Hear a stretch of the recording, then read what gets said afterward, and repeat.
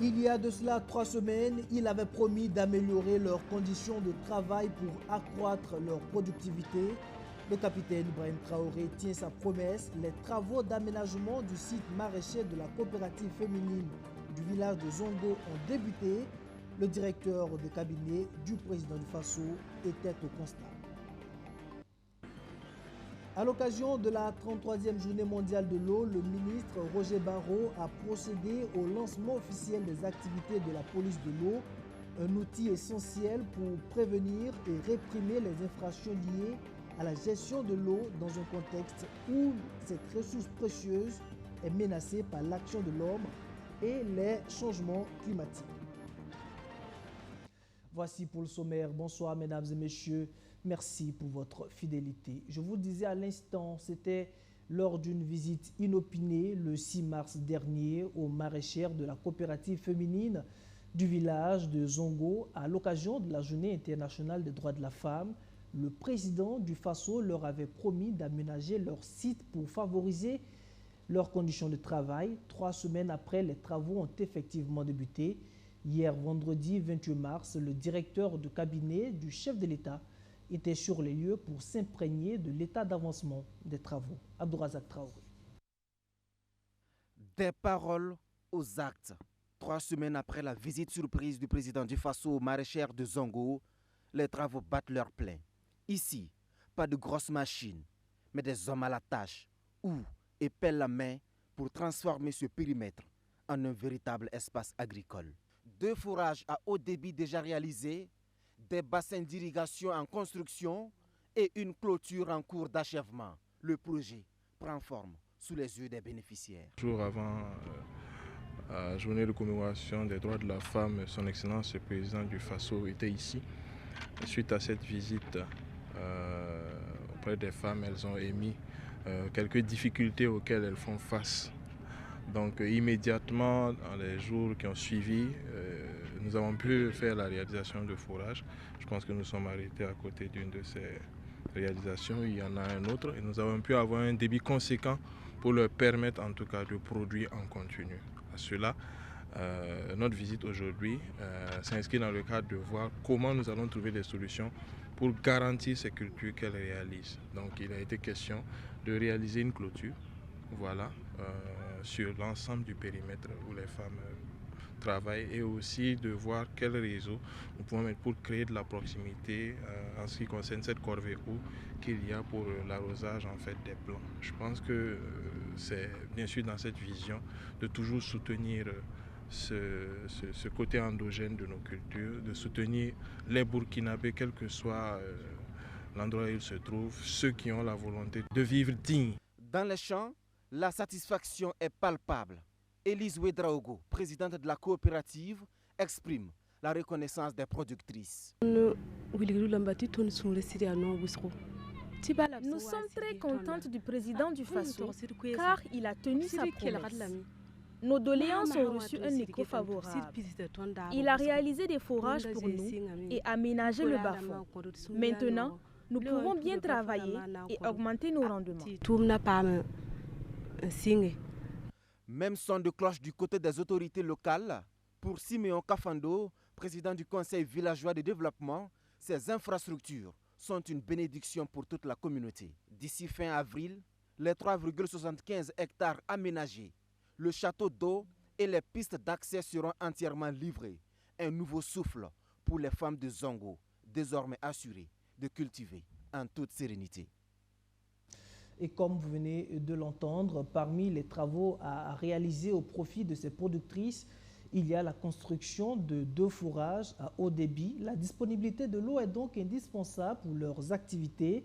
Une raison de plus de la nécessité de préserver cette précieuse ressource menacée par l'action humaine et les changements climatiques. C'est tout le sens de la police de l'eau, un outil essentiel pour prévenir et réprimer les infractions liées à la gestion de l'eau. Le ministre en charge de l'eau et de l'assainissement a procédé jeudi dernier au lancement des activités de la structure. C'était en marge de la Journée mondiale de l'eau. Maxime Ilgoudou. Elle est une force publique conjointe composée d'éléments de la gendarmerie, de la police municipale, des agents de l'agriculture, des eaux et forêts, des techniciens et des ingénieurs en hydraulique, entre autres. Dénommée police de l'eau, ces hommes scrutent les berges du barrage de Ziga pour empêcher toute installation anarchique qui pourrait polluer l'eau. Au-delà de cette mission, ils contrôlent la qualité des eaux préemballées. Il y a des gens qui produisent de l'eau préemballée et qui n'ont pas les autorisations requises. Donc la police de l'eau contrôle cela. Également du côté des établissements qui mènent des activités qui peuvent polluer la ressource en eau, la police de l'eau va également les contrôler. Et sur les sites d'orpaillage et autres, la police de l'eau, parce qu'il y a des gens qui mènent l'orpaillage directement au niveau des cours d'eau qui lavent leurs minerais. Tout cela, la police de l'eau contrôle. Nous avons souvent eu à conduire certains devant les juridictions, chose qui a permis aussi de dissuader ceux-là qui voulaient essayer. Donc toutes ces actions mises ensemble ont permis de façon concrète à libérer d'une part certaines localités, mais aussi les localités qui n'avaient pas été touchées par les missions de représailles ont compris automatiquement le message. Peu connue du grand public, la police de l'eau est opérationnelle dans les 13 régions du pays. En procédant au lancement officiel de ses activités à Apsuya, dans la région du plateau central, le ministre Roger Barreau veut préserver la ressource en eau pour une sécurité alimentaire durable. Les actions déjà menées par cette police ont permis de contrôler 1357 producteurs d'eau préemballée destinés à la consommation et libérer plus de 10 000 hectares de terre. On devait investir 10 francs pour le traitement de l'eau pour 1 mètre cube. Mais dans les années 2020, 22, 23, ils se sont rendus compte que le coût a monté à 35 francs. Donc ce circuit est lié à la pollution, à l'anthropisation. Donc la libération de ces berges va certainement continuer à réduire le coût du traitement de l'eau et les ressources pourront être injectées ailleurs parce que dans les pays, il y a beaucoup de chantiers et il faut minimiser là où c'est possible. Dans sa dynamique d'offrir de l'eau potable à tous les Burkinabés d'ici 2030, le ministre a également visité les ouvrages d'approvisionnement en eau et d'assainissement réalisés au profit du lycée provincial Bassi de Zignaré. À cela s'ajoute l'octroi de 2 citernes à eau d'une valeur de 165 millions de francs CFA. Il était question de doter le département de 2 camions citernes d'eau. Aujourd'hui, c'est chose faite. Donc nous pourrons, avec le STO Wash, pourvoir les populations en eau potable dans les zones de retour des populations, pourvoir les populations en eau potable partout où c'est nécessaire en termes de transport, en attendant que partout on puisse avoir des infrastructures pérennes pour l'approvisionnement en eau potable. Ces actions s'inscrivent dans le cadre de la commémoration de la 33e Journée mondiale de l'eau, célébrée au plan national sous le thème « La préservation des ressources en eau, gage d'une sécurité alimentaire et d'une résilience climatique au Burkina Faso ». Une meilleure gestion de la ressource en eau, c'est aussi la préservation des infrastructures hydrauliques. Avec ses 200 barrages, le Centre-Ouest fait partie des régions qui en comptent le plus grand nombre dans le pays. Les autorités régionales et leurs partenaires sont donc en phase avec le combat mené par le gouvernement en lien avec la protection et la gestion durable de l'or bleu. Abdou Azissari. Le monde entier a célébré l'eau ce 22 mars 2025 et la région du Centre-Ouest n'est pas restée en marge. Au plan national, la région est classée 2e avec 200 barrages au compteur.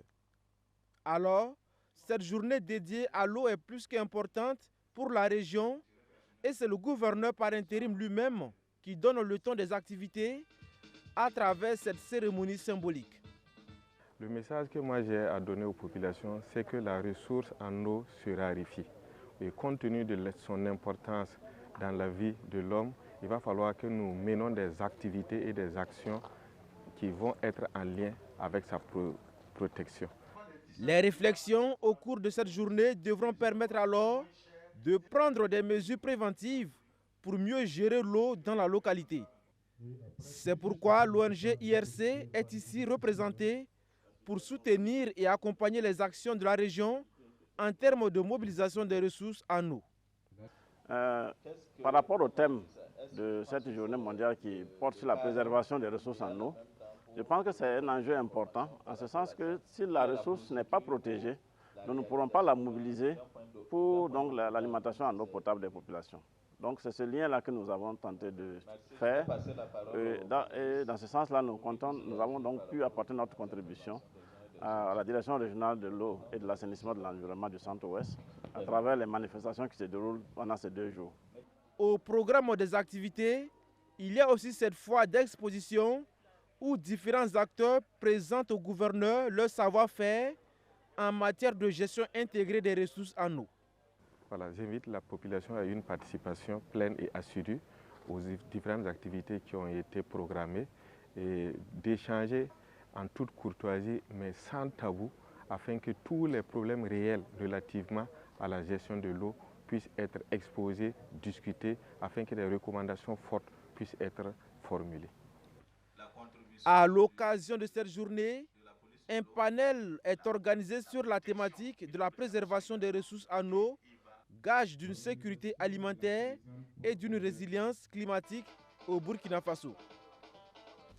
Dans un tout autre registre, le ministère chargé de l'enseignement supérieur veut améliorer la gouvernance de ces structures en outillant les différents responsables sur les enjeux d'un leadership impactant. C'est en marge de la première édition du rendez-vous des leaders du 10 département. La rencontre a réuni directeurs généraux, centraux, régionaux et présidents d'université. Leila Nyampa. Ils sont présidents d'université, directeurs généraux et régionaux, chargés de missions et d'études ou conseillers techniques. Ces responsables du ministère en charge de l'enseignement supérieur voient leur capacité renforcée en leadership. Durant 24 heures, ils sont formés pour mieux appréhender l'excellence opérationnelle et le management d'équipe.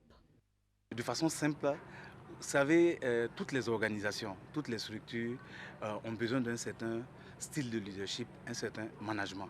Donc c'est l'ensemble de ces approches-là que nous avons déroulées pour ces différents leaders-là. Et nous avons présenté également des outils, des astuces. Mais c'était, il faut le dire, vraiment une approche de conduite des équipes, de management des organisations. Ce sont des approches novatrices parce qu'aujourd'hui on parle de New Public Management. Donc c'est vraiment dans le cadre de l'excellence opérationnelle que ces leaders-là ont été renforcés. Je suis très satisfaite des conclusions parce que nous avons beaucoup appris, non seulement nous avons pris conscience de notre besoin de continuer d'être très regardants sur la vie de nos équipes, le bien-être au niveau de nos structures, comment est-ce que nos collaborateurs se sentent, comment ils peuvent donner le meilleur d'eux-mêmes. Et également, nous avons pris des engagements, chaque responsable, pour pouvoir nous aligner avec la vision du ministre pour qu'on puisse atteindre les objectifs qui nous sont fixés. Une initiative jugée significative, selon le premier responsable du département, car, dit-il, elle contribuera à renforcer les performances de ses leaders. Je suis un ministre très comblé et vraiment impressionné par cette très belle initiative, que mes collaborateurs eux-mêmes prennent conscience qu'il fallait suivre cette formation pour pouvoir booster leur rendement. Alors, avoir suivi une formation sur le leadership, mais surtout, ce qui est vraiment remarquable, c'est que chacun ait pris conscience et de s'engager avec fierté par rapport à un certain nombre d'indicateurs pour pouvoir véritablement donner les meilleurs résultats. Ces 24 heures de formation sont sanctionnées par une attestation qui réaffirme leur engagement auprès du ministère en charge de l'enseignement supérieur. Eh bien, l'engagement de tous ces acteurs, c'est ce qui a certainement permis au ministère de l'enseignement supérieur de réaliser un taux d'exécution de ces activités estimé à près de 84% durant l'année 2024. Ce bilan, jugé satisfaisant, est surtout soutenu par les résultats enregistrés dans la politique de résorption des retards académiques dans les universités publiques du pays. Le défi majeur pour 2025, c'est l'opérationnalisation de la carte universitaire. On retrouve Leila Nyampa. 83,94%. C'est le taux d'exécution physique des activités du ministère en charge de l'enseignement supérieur au cours de l'année 2024.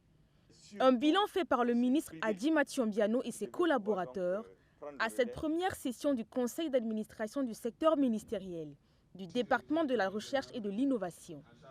Parmi les acquis engrangés au cours de l'année 2024, la résorption du retard académique, mais pas que. À côté de ces retards académiques, il y a aussi des résultats quand même très importants qui ont été engrangés au niveau du département. C'est la question par exemple de la connectivité des universités et qui permet aujourd'hui à tous les étudiants, sans complexe, en tout cas de se sentir également dans des universités dites modernes qui leur permettent donc de pouvoir suivre les cours à distance, de pouvoir également s'enrichir à partir donc des ressources qui sont en ligne. Et nous avons pu également au cours de cette année opérationnaliser l'université virtuelle. Au jour d'aujourd'hui, cette université renferme plus de 14 000 étudiants. Et ça, c'est une réponse structurelle à la crise sécuritaire que nous vivons aujourd'hui.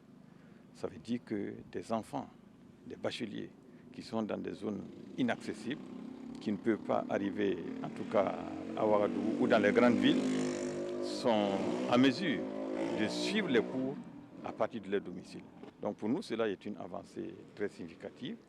Bien sûr, il reste encore à améliorer le maillage de ce que nous appelons les espaces numériques ouverts. Mais je pense que, en tout cas pour l'année 2024, les résultats qui ont été engrangés étaient quand même assez substantiels. L'enjeu majeur du ministère en charge de l'enseignement supérieur pour cette année 2025 est l'opérationnalisation de la carte universitaire. Elle devrait ainsi permettre de garantir un accès à l'éducation, à un enseignement de qualité et à des financements. Vous prenez toutes les universités, elles avaient toutes tendance à dérouler les mêmes types de formations. Or, force est de constater que nous avons quand même, ne serait-ce que pour les ressources humaines, nous sommes très limités. Donc, si bien que vous allez ouvrir les mêmes filières partout, avec un personnel enseignant insuffisant, donc ça ne fait qu'aggraver justement la question de retard académique. En mettant en place cette carte universitaire, que des filières qui existaient, mais qui étaient en souffrance, soit parce qu'il n'y a pas assez d'étudiants, soit parce qu'il n'y a pas assez de personnel enseignant, forcément, nous serons contraints d'arrêter la formation dans ces filières-là. Mais en contrepartie, nous allons donner la possibilité à ces centres universitaires ou à ces universités des régions de pouvoir, en tout cas, mieux s'affirmer dans de nouvelles filières. Invite est alors faite à tous les participants à prendre part aux échanges afin de trouver des pistes de solutions pour l'atteinte des objectifs assignés au département pour cette année 2025. Même exercice au niveau du département en charge de la transition digitale, où les chantiers restent aussi immenses, surtout avec l'essor fulgurant de l'intelligence artificielle. Le gouvernement burkinabé affine sa politique pour contrecarrer ses effets pervers.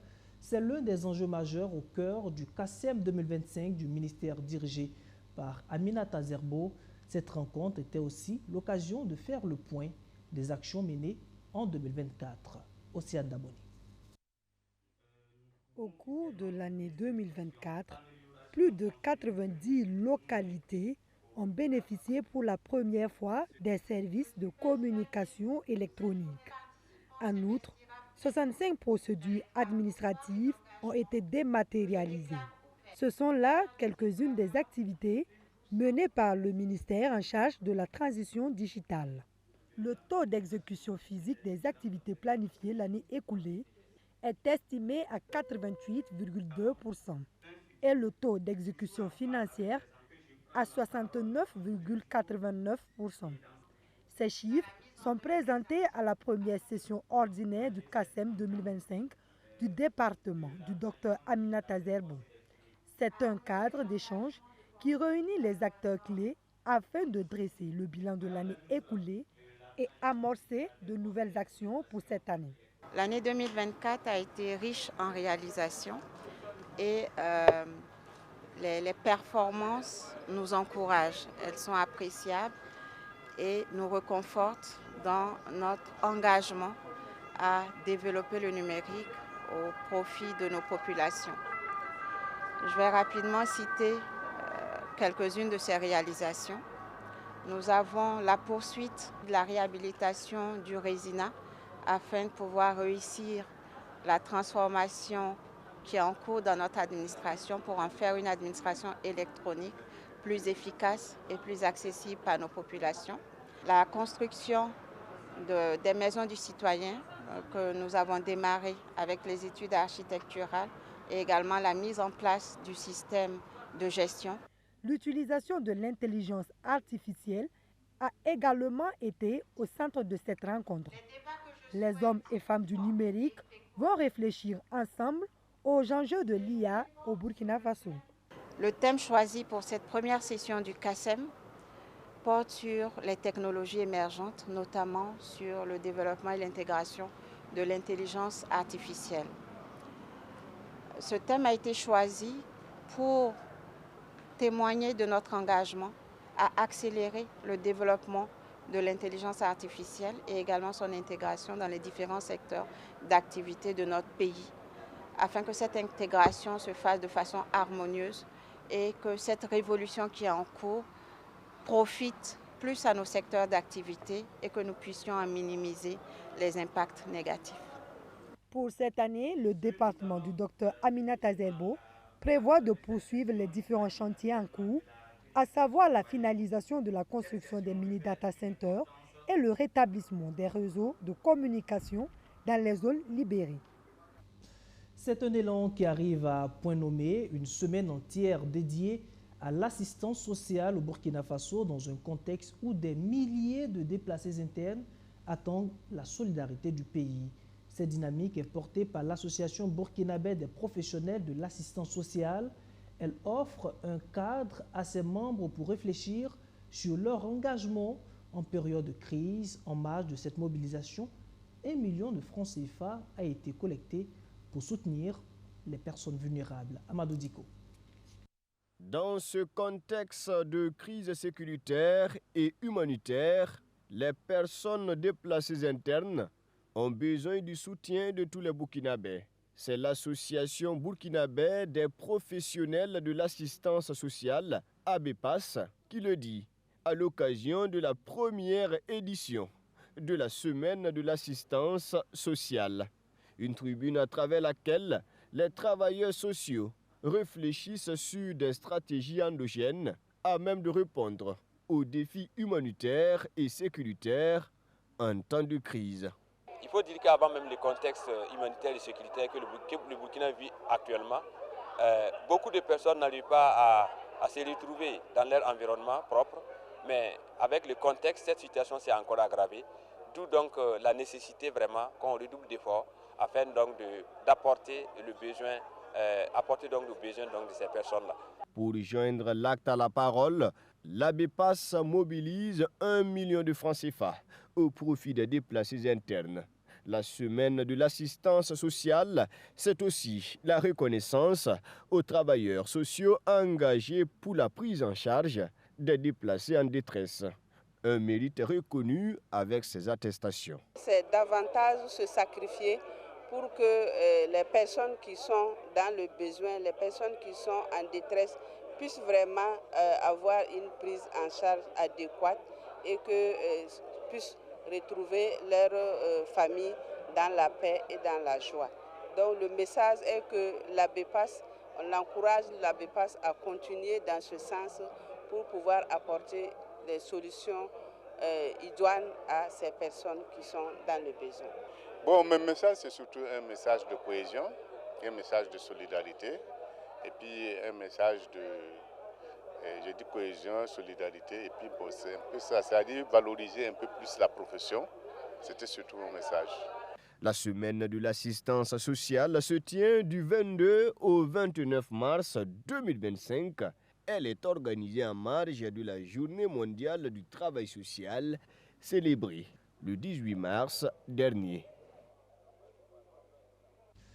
Aux côtés du système sanitaire au Burkina Faso, le Fonds des Nations Unies pour la population UNFPA, l'agence onusienne, œuvre activement au renforcement des capacités de ses volontaires, lesquels viennent de bénéficier d'une formation afin d'offrir des soins de qualité aux populations. En ce moment, une trentaine de maïticiens et sages-femmes sont déployés dans plusieurs structures de santé à travers le pays.